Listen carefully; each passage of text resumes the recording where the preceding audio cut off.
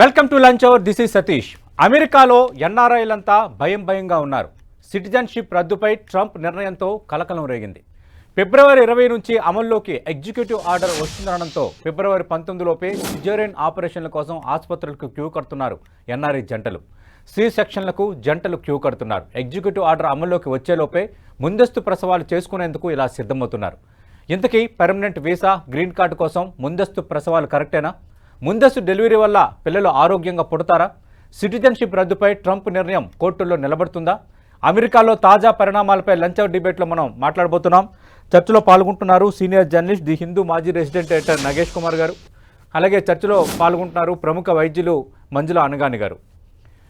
నగేష్ గారు, ఇప్పుడు అమెరికాలో ఎటు చూసినా భయం అన్న వాతావరణం ఉంది. ఒకటి, అక్రమ వలసదారులపై ఉక్కుపాదం అనేది ఒక అంశం అయితే, రెండోది ఫిబ్రవరి 20 నుంచి అమల్లోకి రాబోతున్న జన్మతః పౌరసత్వం రద్దుకు సంబంధించిన ఎగ్జిక్యూటివ్ ఆర్డర్పై ప్రధానంగా ఎన్ఆర్ఐ జంటల్లో ఒక రకమైన భయం కారణం అవటం. నిన్నటి నుంచి దాదాపు అమెరికాలో మెజార్టీ హాస్పిటల్స్ కొంత బిజీగా మారుతున్నాయి. గైనకాలజిస్టులు ఫోన్లు వస్తున్నాయి. అటు 8వ నెలలో ఉన్నవాళ్ళు, 8వ నెల ప్రారంభంలో ఉన్నవాళ్ళు, 9వ నెల ప్రారంభంలో ఉన్నవాళ్ళు సి సెక్షన్కు సిద్ధమవుతుండడం, ఇవి ఎక్కడి వరకు వెళ్ళబోతున్నాయి? ఈ పరిణామాలపై ముందు మీ కామెంట్ ఏంటి? మెటర్నిటీ హాస్పిటల్స్కి బాగా డిమాండ్ పెరిగిపోయింది. ఎందుకైతే ఫిబ్రవరి 20th నాడు డెడ్ లైన్. ఫిబ్రవరి 19 దాకా పుట్టిన వాళ్ళకి సిటిజన్షిప్ వస్తుంది.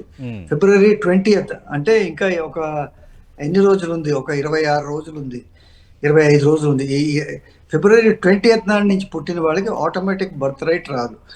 ఎప్పుడు వస్తుందంటే one of the parents, mother కానీ ఫాదర్ కానీ యుఎస్ సిటిజన్ కానీ గ్రీన్ కార్డ్ హోల్డర్ కానీ అయితే కానీ వాళ్ళకి రాదు.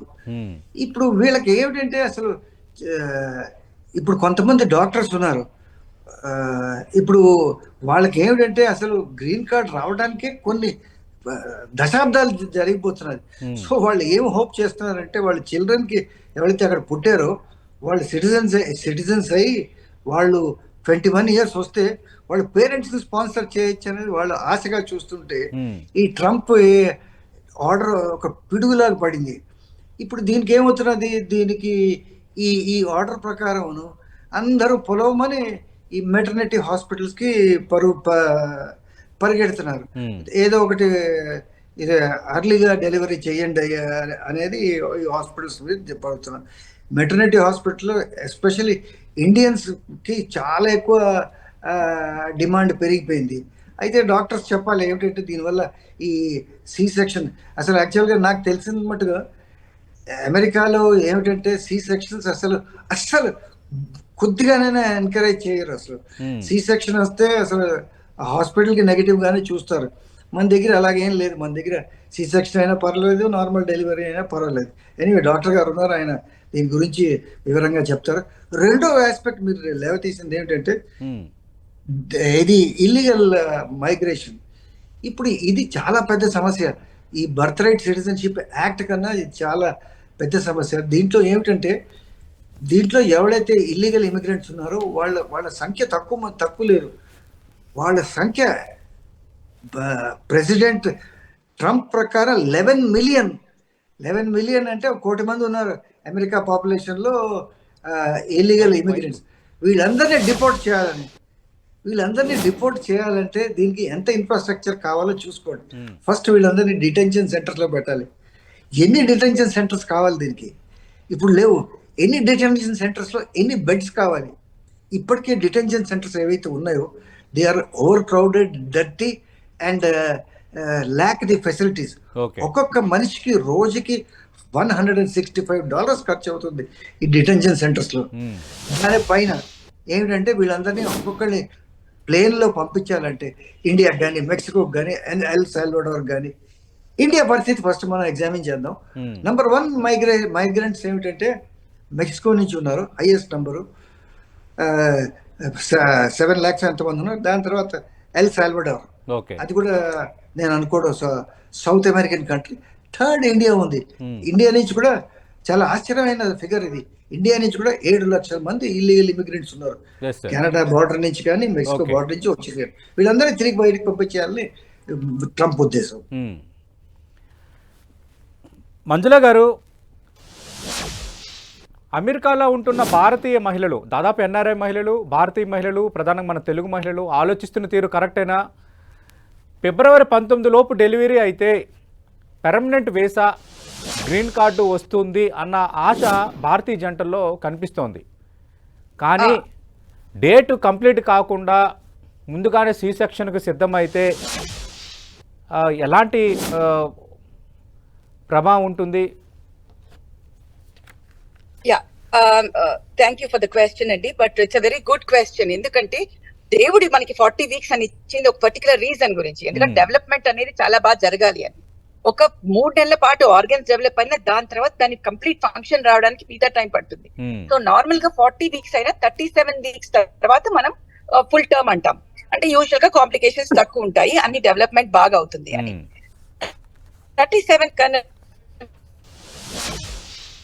ముందే సగం 9వ నెల నుంచి ముందు జరిగితే దాన్ని ప్రీ టర్మ్ అంటాం. ప్రీ టర్మ్ అంటే వర్డే చెప్తుంది మనకి అవసరమైన టైం కన్నా ముందు డెలివరీ అవుతున్నాం. సో ఏమవుతుంది, మనకి ఆర్గన్స్ ఇంపార్టెంట్ ఏంటి, లంగ్స్ అండ్ బ్రెయిన్, ఇవి కదా మనకి చాలా ఇంపార్టెంట్. మన ఊపిరి శ్వాస తీసుకోవాలి, అలాగే brain function is very very important for everything. So ఒకటి weight of the baby will be less. Second, మనకి లంగ్స్ ఊపిరి బయటకు వచ్చిన తర్వాత ఊపిరి తీసుకోవడంలో మనకి ప్రాబ్లమ్ అయ్యి లంగ్స్ ఇమెచ్యూర్ గా ఉండి అవి కన్సాలిడేటెడ్ అయిపోయి మనకి బాక్స్ లో పెట్టాల్సిన అవసరము, ఆర్టిఫిషియల్ గా ఆక్సిజన్ ఇవ్వాల్సిన అవసరం అంటే మరీ ప్రీ టర్మ్ ఉంటే వెంటిలేటర్ మీద ఉండాల్సిన అవసరం ఉంటుంది.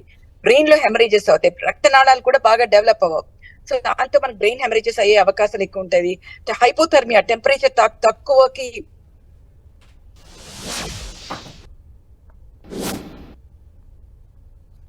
సో నెక్రోటైజింగ్ ఎంట్రోకోలైటిస్ అంటాము. So every organ is not developed. అన్ని essential organs are going to be affected. వాటికి అవ్వకుండా ఉండడానికి ఇలా ప్రీ టర్మ్ అనుకున్నప్పుడు యూజువల్ గా మేము కొన్ని ఇంజెక్షన్స్ ఇస్తాము, ఇచ్చి దాని ఎఫెక్ట్ తక్కువ ఉండడానికి చూస్తాం. కానీ ఎప్పుడు ఎంత ప్రీ టర్మ్ డెలివరీ అవుతున్నారు అనేది ఇంపార్టెంట్. 28 వీక్స్ కన్నా తక్కువ ఉంటే దాన్ని ఎక్స్ట్రీమ్లీ ప్రీ టర్మ్ అంటాం. 28 to 32 వీక్స్ ని very pre term, 32 to 37 is moderately pre term. ఎంత తక్కువ ముందు డెలివరీ అవుతారో అంత ఎక్స్ట్రీమ్ గా ఎఫెక్ట్స్ ఉంటాయి ఈ ఆర్గన్స్ కి. అవి టచ్ అండ్ గో లో వెళ్ళిపోతే కొంచెంలో కొంచెం బెటర్. అలా కాకపోతే కంప్లీట్ గా ఎఫెక్ట్ అయితే గనక డెలివరీ అయిన తర్వాత బేబీకి మెంటల్ రిటార్డేషన్ రావచ్చు, సెరిబ్రల్ పాల్సీ రావచ్చు, ఇలాంటివన్నీ వస్తే అవకాశాలు చాలా ఎక్కువ ఉంటాయి. ఈ ప్రీ టర్మ్ డెలివరీ అయిన బేబీస్ కి పెద్ద అయిన తర్వాత కూడా hypertension, heart disease, diabetes ఇవన్నీ వచ్చే అవకాశాలు కూడా ఎక్కువ ఉంటాయి. సో మనం I don't know, because we are not here to judge anybody, but వాళ్ళు అందరూ కూడా నేను అనేది ఏంటంటే తోల్మోల్కే బోల్, బేబీ హెల్త్ మోర్ ఇంపార్టెంటా లేక ఈ సో కాల్డ్ సిటిజన్షిప్స్ ఇంపార్టెంటా అని ఆలోచించుకోవాల్సింది వాళ్ళ మట్టే ఉంటుంది, అంతే. అంటే మీరేమంటారు మేడం? అంటే ఇప్పుడు ఎక్కడైనా హ్యాపీగా బతకొచ్చు మన దగ్గర నైపుణ్యం ఉంటే. అంటే కేవలం అమెరికాలో వీసా కోసం, పర్మనెంట్ వీసా కోసం, అమెరికాలో గ్రీన్ కార్డు కోసం ఈ విధంగా ప్రీ డెలివరీస్కి, సి సెక్షన్స్కి ప్రయత్నించడం అనేది రేపు పొద్దున్న పిల్లల భవిష్యత్తుకు సంబంధించింది కదా. మీరు చెప్తున్నారు ఒకవేళ స్పెసిఫిక్ పీరియడ్లో అది ఉన్నదే, దాన్ని డిసైడ్ చేయడానికి ఉన్నదే స్పెసిఫిక్ పీరియడ్, అది కానీ కాకపోతే పిల్లల్లో విపరీతమైన పరిణామాలు ఉంటాయని మీరేం సజెషన్ ఇస్తారు? Medically absolutely not at all advisable, but saying that sometimes కొన్నిసార్లు వాళ్ళకి మెడికల్ కండిషన్ ఉండినప్పుడు like diabetes, hypertension, placenta separate అయినా అలాంటి కండిషన్ లో మేమే కొన్నిసార్లు ముందే తీస్తాం. ఎందుకు తీస్తాము, ఎప్పుడైతే బేబీస్ కి లోపల యూట్రస్ లో కన్నా బయట బెటర్ ఉంటుంది, గర్భాశయంలో బేబీకి సరిగ్గా ఊపిరాడట్లేదు అన్నప్పుడు మాత్రమే మేము ప్రీ టర్మ్ చేస్తాం. అలా మెడికల్ ఇండికేషన్స్ తప్పితే అన్ఇండికేటెడ్ కేసెస్ కి చేయడం అనేది టోటలీ అన్అడ్వైజబుల్ అట్ ఆల్ మెడికలీ. అది రైట్. నగేష్ గారు, ఎవరి విఘ్నతకి వాళ్ళకి నేను వదిలేస్తున్నాను, but I think they have to take a call. But medically babies neonatologist కోసం కూడా మంచిది కాదు, ఎందుకంటే nobody can predict. Science is never absolute, it is always subjective. ఈ రోజు బేబీ బాగుంటుంది అనుకోవచ్చు, మళ్ళీ తర్వాత బ్రెయిన్ లో హెమరేజ్ అయ్యి, బ్లడ్ క్లాట్ అయ్యి, బ్రెయిన్ ఎఫెక్ట్ అయ్యి ఇవన్నీ అయ్యే అవకాశాలు ఉంటాయి. ఏ బేబీకి అవుతుందో అనేది nobody can tell. Okay madam, లైవ్లో ఉండండి. నగేష్ గారు, మంజుల గారు చాలా క్లారిటీగా చెప్తున్నారు. అంటే వాళ్ళ విజ్ఞతగా మనం వదిలేద్దాం, కానీ ఇది ఎట్టి పరిస్థితుల్లో అడ్వైజబుల్ కాదు, మేము అడ్వైజ్ చెయ్యము, లేదు నిజంగా ఇబ్బందికర పరిస్థితులు ఉంటే మేమే ముందుగానే ఈ ప్రీ డెలివరీకి మేమే సజెషన్ చేస్తాము, కానీ ఈ విధంగా చేయటం వల్ల పిల్లలకి విపరీతమైన ఆరోగ్య సమస్యలు రావచ్చు అంటున్నారు. మీరు అంటే మీ మేడం కూడా, ఆమె కూడా వైద్యురాలు, మీకు కూడా కొంత మెడికల్ ఇంప్లికేషన్స్ మీద అవగాహన ఉంది మీకు కూడా. అవునండి. ఇప్పుడు ఆవిడ చెప్పినట్టుగా న్యూరలాజికల్ ప్రాబ్లమ్స్ రావచ్చు, లేకపోతే అండర్ వెయిట్ అవ్వచ్చు, దాని తర్వాత అదే మెంటల్ స్టేట్ ఎఫెక్ట్ అవ్వచ్చు, ఇవన్నీ అవుతాయి. అసలు ఏమిటంటే ఈ కొంతమంది వెళ్తున్న వాళ్ళు అక్కడ ఈ మెటర్నిటీ క్లినిక్స్ కి 7th month లోనే చేసి మనం అడుగుతున్నారు. ఎందుకైతే వాళ్ళు ఈ ఫిబ్రవరి 20 డెడ్ లైన్ ని బీట్ చేయాలని వాళ్ళు చూస్తున్నారు. సో ఫిబ్రవరి 20 డెడ్ లైన్ ని బీట్ చేయాలంటే డెఫినెట్లీ బేబీకి, మదర్కి ఇద్దరికి ప్రమాదమే. ఇంకా 7th month లో చేసేస్తే డెలివరీ చాలా ప్రమాదం. ఇంకా బట్ ఒకట్లేండి, అమెరికాలో అంత ఈజీ కాదు సి సెక్షన్, నేను ఇందాక చెప్పినట్టుగా. ఎందుకంటే మీరు ఇందాక ఒక ఇది చేశారు, మా ఇద్దరు మనవలు అక్కడే పుట్టారు అమెరికాలో. నేను సో పేరెంట్కి, మదర్కి ఎంత సీరియస్ అయినా కూడా సెక్షన్ చేయలేదు, వాళ్ళు నార్మల్ డెలివరీ చేశారు అనమాట. సో అక్కడ ఏమిటంటే సి సెక్షన్స్ ఎంకరేజ్ చేయరు. మరి ఇండియన్ డాక్టర్స్ చేస్తే అంటే మరి వాళ్ళకి ఒక బ్యాడ్ నేమ్ వస్తుంది డెఫినెట్లీ. అక్కడ ఇండియాలో అలాంటి పరిస్థితి లేదు. ఇండియాలో ఏంటంటే రొటీన్గా జరిగిపోతాయి సి సెక్షన్స్. అంటే డాక్టర్స్ మీద ఒక రిఫ్లెక్షన్ కాదు, ఎక్కడైతే కొంచెమైనా అవసరం ఉంటే సి సెక్షన్ చేస్తారు. ఇక్కడ అమెరికాలో అట్లా కాదు, లాస్ట్ మినిట్ దాకా సి సెక్షన్ చేయరు. సో దానివల్ల నేను చెప్తుంది ఏమిటంటే ఇది అంత సులభం కాదు ఇంతమంది ఏది సి సెక్షన్కి వెళ్ళిపోయి ఏది చేయించుకోవడం అనేది. సో మంజులా గారు, మీరేం చెప్తారు మేడం? అంటే 7th month లో కూడా కొందరు సి సెక్షన్ ప్రయత్నిస్తున్నారు అనేది రియల్లీ వండరింగ్, రియల్లీ పెయిన్ఫుల్. నిజంగా 7వ నెలకి ఎక్కడైనా బిడ్డ సిద్ధమవుతారా అన్ని రకాలుగా పుట్టబోయే బిడ్డ, లేదంటే అప్పటికి కూడా ఇంకా రిక్వైర్మెంట్స్ ఉంటాయా?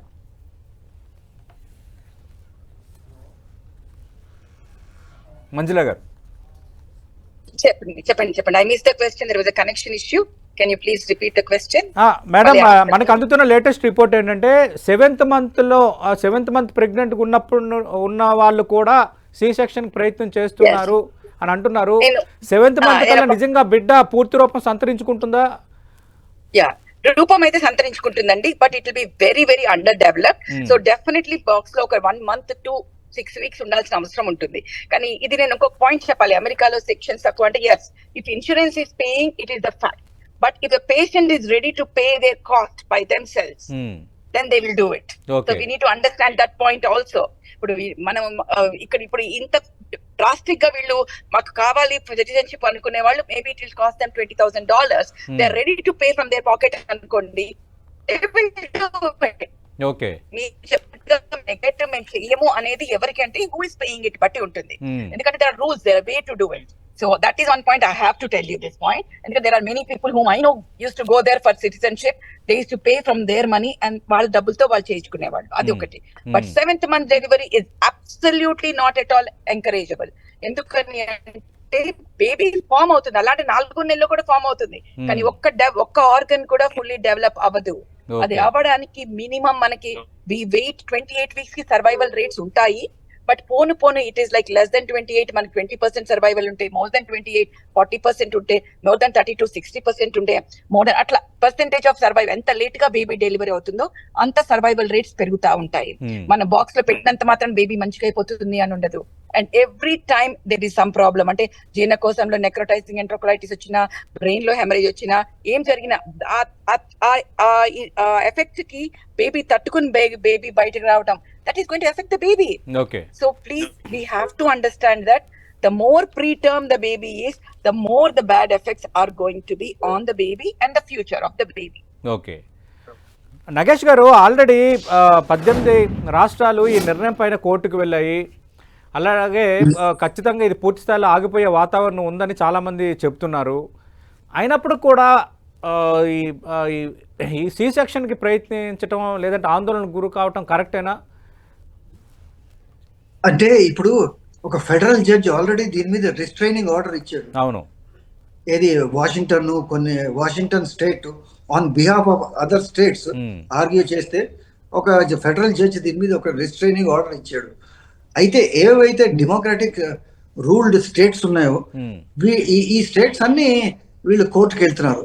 They are going to sue the Trump administration against this order, ఇది బర్త్ రైట్ సిటిజన్షిప్ యాక్ట్ కి అగేన్స్ట్ గాను. అయితే ఇప్పుడు డెమోక్రాట్స్ ఏమిటి, వాళ్ళు ఎట్లాంటి పరిస్థితుల్లో ఉన్నారంటే, ఇది ఎప్పుడైతే దీంట్లో వచ్చిందో ఇది హౌస్లో కొంతమంది దీన్ని సపోర్ట్ కూడా చేశారు, ఈ బర్త్ రైట్ సిటిజన్షిప్ యాక్ట్ అని. ఎందుకైతే చాలా మంది ఇందాక మనం అనుకున్నట్టుగా ఇక్కడ వచ్చి వాళ్ళు దానికి దీన్ని మిస్యూజ్ చేస్తున్నారు ఈ ఫెసిలిటీని. సో ఇప్పుడు ఏమిటంటే నేను అనుకోవడం, ఇది 22 స్టేట్స్ దీన్ని కోర్ట్స్లో అపోజ్ చేస్తాయి. సో దీంట్లో ట్రంప్ అడ్మినిస్ట్రేషన్కి ఈ చట్టం పాస్ చేయడం కష్టం. ఎందుకైతే this birthright citizenship act అనేది 14th amendment of the US constitution. ఈ చట్టాన్ని సవరించాలి. ఈ చట్టాన్ని సవరించాలంటే ఇది హౌస్ ఆఫ్ రిప్రజెంటేటివ్స్ సెనెట్లోనే 2/3 మెజారిటీ కావాలి. ప్లస్ ఏమిటంటే ఈ 3/4 ఆఫ్ ది స్టేట్స్ అంటే స్టేట్ లెజిస్లేచర్స్ దాంట్లో పాస్ కావాలి ఈ బిల్లు. సో ఈ బిల్లు అంత ఈజీగా పాస్ అయిపోయేది కాదు. ఆయన ట్రంప్ అనుకున్నంత ఈజీగా ఇది అయిపోయేది కాదు. దీంట్లో బైపార్టిజన్ సపోర్ట్ కావాలి, అంటే 2 పార్టీలు ఇవ్వాలి. 2 పార్టీలు ఇచ్చే క్వశ్చన్ లేదు, డెమోక్రాట్స్ దీన్ని సపోర్ట్ చేయరు. అయితే రెండో విషయం ఉందండి సతీష్ గారు, చేయవలసింది ఏంటంటే ఇది ఇమిగ్రేషన్. నేను ఇందాక పొరపాటు పడ్డాను. ఇమిగ్రేషన్ మీద ఏమిటంటే, ఇమిగ్రేషన్ మీద ఒక కొత్త యాక్ట్ తీసుకొస్తున్నారు. అది పాస్ అయింది, అది హౌస్లో అనుకుంటా, సెనెట్లో కాలేదు. ఇంకా హౌస్లో ఏమిటంటే డెమోక్రాట్స్ కూడా దానికి పాస్ చేశారు. అది ఏమైందంటే ఆ యాక్ట్ ప్రకారం ఒక వెనజువెలన్ ఇల్లీగల్ ఇమిగ్రెంట్ వెనజువెలా నుంచి వచ్చాడు. అతను ఏమిటంటే ఒక యుఎస్ సిటిజన్ ని చంపేశాడు. సో ఆ యాక్ట్ పేరు ఆవిడ పేరు వచ్చింది అనమాట. సో ఈ ఇల్లీగల్ ఇమిగ్రెంట్ అమెరికా రావడం ఏంటి, ఒక అమెరికా ఒక సిటిజన్ ని చంపడం ఏమిటనేది దీని మీద బాగా డిబేట్ జరిగింది. చాలా మందికి చాలా దీని మీద కోపం వచ్చింది. సో దానికి ఏమిటంటే హౌస్ లో బిల్ పాస్ చేశారు, ఈ ఇల్లీగల్ ఇమిగ్రెంట్స్ ని డిపోర్ట్ చేయాలి అనే దీంట్లో మాత్రం హౌస్ లో గట్టిగా వచ్చింది. బట్ నేను చెప్పినట్టుగా 11 మిలియన్ ఇల్లీగల్ ఇమిగ్రెంట్స్ ఉన్నారు. వీళ్ళు చేయడం అనేది ఈజీ కాదు. ఇది చాలా టైం పడుతుంది, చాలా డబ్బులతో కూడుకున్నది. అంత రిసోర్సెస్ ఒక సబ్జెక్ట్కి ట్రంప్ అడ్మినిస్ట్రేషన్ అలొకేట్ చేయగలదా లేదా అనేది అదొక పెద్ద సమస్య. అంటే రేపు పొద్దున్న ఇది అమలు లోపే ఖచ్చితంగా దీనికి ఎండగాట పడచ్చు అన్న చర్చ జరుగుతున్న నేపథ్యంలో ఎందుకు వీళ్ళు టెన్షన్ పడుతున్నట్టు, అనవసర ఆందోళనకు వీళ్ళు గురయ్యి ఈ సి సెక్షన్కి ప్రయత్నిస్తున్నట్టు? అంటే ఇది ట్రంప్ నిర్ణయాన్ని ఎవరు ఆపలేరన్న భయం ఏమైనా ఉందా? లేదు. ఇప్పుడు రెండు విషయాలు చెప్తున్నాను. ఇప్పుడు ఈ బర్త్ రైట్ యాక్ట్ని కోర్ట్స్ ఇంటర్వ్యూయింగ్ కావాలి. బట్ ఇప్పుడు ఏమిటంటే అమెరికాలో చాలా పెక్యులర్ గా ఉంది అక్కడ సిస్టమ్. అక్కడ ఎగ్జిక్యూటివ్ ఆర్డర్ ఫస్ట్ ఇంప్లిమెంట్ అయిపోతుంది, దాని తర్వాత మనలా కాదు. ఎందుకంటే ప్రైమ్ మినిస్టర్ క్యాబినెట్ తీసుకోవాలి, లోక్సభ రాజ్యసభ తీసుకోవాలి. అక్కడ ఫస్ట్ ప్రెసిడెన్షియల్ ఆర్డర్ ఇచ్చేస్తారు, దాని తర్వాత హౌస్ ను సెనెట్ లోని పాస్ కావాలి. సో అది టైం పడుతుంది. ఈ లోపల ఈ యాక్ట్ అమల్లోకి వచ్చేస్తుంది అనమాట. సో ఈ యాక్ట్ అమల్లోకి వచ్చేస్తుంది. సో ఈ యాక్ట్ అమల్లోకి వచ్చేస్తే February 20th నుంచి. సో దాంతో ఏంటంటే ఈ ఇండియన్స్ ఎవరైతే ఉన్నారో వాళ్ళకి డిఫికల్టీ డెఫినెట్ గా అవుతుంది. ఓకే, మంజుల గారు ఇందాక అన్నారు అంటే వాళ్ళ విజ్ఞతకే మనం వదిలేద్దామని, కానీ అట్ ది సేమ్ టైం మనం కూడా అడ్వైజ్ చేయాల్సిన అవసరం ఉంది, మనం కూడా వాళ్ళని కొంత అలర్ట్ చేయాల్సిన అవసరం ఉంది, అప్పీల్ చేయాల్సిన అవసరం కూడా ఉంది. ఎందుకంటే మన భారతీయ మహిళలు ఉన్నారు, తెలుగు మహిళలు ఉన్నారు, చాలామంది వెళ్తున్న పరిస్థితి. అలాగే మీరు ఇందాక అన్నారు అంటే కొంత పే చేయగలిగితే, ఆ ఇన్సూరెన్స్ ఇవ్వగలిగితే సి సెక్షన్స్ కూడా అక్కడ ఛాన్స్ ఉంది అని. మీరు ఇచ్చే అప్పీల్ ఏంటి అమెరికాలో ఉన్న భారతీయ జంటలకి? So definitely I think first thing is I would appreciate you మీరు ఈ పాయింట్ ని తీసుకొచ్చి మాట్లాడుతున్నందుకు. I really appreciate. Thank you, ఎందుకంటే madam. People who see this should know. ఎందుకని అంటే వాళ్ళకి నిజాలు తెలియాలి. వాళ్ళు ఏమనుకుంటారంటే మేము మాకు తెలిసిన వాళ్ళలో ఒకరికి 8వ నెలలో డెలివరీ అయింది, బేబీ బాగున్నాడు, anecdotal థింగ్స్ ఒక్కొక్కటికి చూసుకుంటారు వాళ్ళు. కానీ ఆన్ ఏ హోల్ ఎట్లా ఉంటుంది, ప్రతి day is stress for the mother. ఆ బేబీ బాగుంటుందా, ఏమి ఉండదా, ఫ్యూచర్ లో ఎలా ఉంటుంది. So that leads to PTSD for the mother also. Okay. So ఆ ఉమెన్ కి అన్నెసరీ ముందు చూస్తే సిజేరియన్ లో మనకి లోపల యూట్రస్ సిజేరియన్ కుండే కాంప్లికేషన్ సిజేరియన్ కుంటాయి. ప్లస్ సిజేరియన్ చేసేటప్పుడు మన యూట్రస్ వెల్ ఫార్మ్డ్ ఉండదు కాబట్టి ఎక్కువ బ్లీడింగ్ అవుతుంది. So lot of complications will be there in unplanned unindicated caesarean section. అది కాకుండా బేబీకి ఎప్పటికప్పుడు మనకి టెన్షన్, బేబీ ఇంటికి వచ్చే వరకు టెన్షనే కదా, ఏమైనా అవుతుందా, వచ్చిన తర్వాత కూడా టెన్షన్. సో ఈ నిజాలు తెలుసుకుని ఫస్ట్ ఆఫ్ ఆల్ మనకి ఇప్పుడే తెలుసు, so many countries have put it in court. అది అవ్వచ్చు అవ్వకపోవచ్చు. సో మనము అవుతుంది వీళ్ళు ఇవ్వరు అనే నమ్మకంతో ఇలాంటివి చేయించుకోవడం అనేది తర్వాత మూర్ఖత్వం అవ్వచ్చు. సో నిజాలు తెలుసుకుని అప్పుడు కాన్షియస్ గా డెసిషన్ తీసుకోవాలి. Baby future is most important అనుకునే వాళ్ళు హెల్త్ పరంగా హెల్త్ ఈజ్ వెల్త్ అని గుర్తుపెట్టుకోవాలి. That is what I would like to say. అంటే ఇప్పుడు కొందరు అంటుంది ఏంటంటే ఎంతో కష్టపడి అమెరికాలోకి ఎంటర్ అయ్యాము, అమెరికాలో గ్రీన్ కార్డు ఎలా మిస్ చేసుకుంటాము అన్నది ఎక్కువ మంది అంటుంది. కానీ అక్కడ పిల్లల భవిష్యత్తు నైపుణ్యం ఉంటే మనం ఇండియాలోనే కదా ఎక్కడైనా బతకగలమన్న ఒక ఆలోచన వాళ్ళు ఎందుకు ఉండటం లేదు? అదే అంటున్నారు. కానీ ఒకటి గుర్తు పెట్టుకోవాలి, మన అందరం ఏం చేసినా మనము మన పిల్లలు బాగుండాలనే కదా చేస్తున్నాము. అవును. సో బాగుండటానికి ఏంటి, వాట్ ఈస్ ద పర్యాయ పదం ఆఫ్ బాగుండటం? డబ్బులు ఉండటమే బాగుంటామా? మనకి కావాల్సింది హెల్త్. సో ఎప్పుడైనా కూడా మనం ఏమైనా మాట్లాడితే మన physical mental health is the most important thing. So అవి రెండు బాగుండాలి అనేది మనం ఆలోచించుకోవాలి. కాబట్టి ఏ కంట్రీలో ఎక్కడున్నా హ్యాపీగా ఉండటం అనేది చాలా ఇంపార్టెంట్. సో మనం ఆలోచించాల్సిన విషయం ఏంటి అంటే మనకి హ్యాపీనెస్ కోషెంట్ అనేది ఇంపార్టెంట్. సో ఎందుకు ఆలోచించట్లేదు అంటే మనం పెరిగిన వాతావరణం అలా ఉండింది. మనం సొసైటీ కోసం ఇస్తున్నామే ఇంపార్టెన్స్. సో సొసైటీకి ఇంపార్టెంట్ కాదు, మనము మన పిల్లలు బాగుండటం కోసం చూసుకోవాలి. ఆ బాగుండటం అంటే ఫిజికల్ అండ్ మెంటల్ హెల్త్ అనేది గుర్తుపెట్టుకోవాలి. So everybody has to think twice before doing this step. Okay, thank you అండి. Thank you for taking me on this debate. Right. Thank you అనగానే మంజుల గారు. మీకు కరెక్ట్గా అసలు ఏం జరుగుతుంది అనేది కళ్ళకు కట్టినట్టుగా వివరించారు. ఖచ్చితంగా మన భారతీయ జంటలో ఆలోచన చేయాలి అనేది అందరి అప్పీల్గా కనిపిస్తుంది. నగేష్ గారు, మీరు ఇచ్చే అప్పీల్ ఏంటి సార్? ఫైనల్గా మీరు చేసే అప్పీల్ ఏంటి? ఏమండి అప్పీల్ అంటే ఇది ప్యానిక్ లో ఏది డాక్టర్స్ దగ్గరికి వెళ్ళిపోయి ప్రీ టర్మ్ బేబీస్ కి వెళ్ళకండి.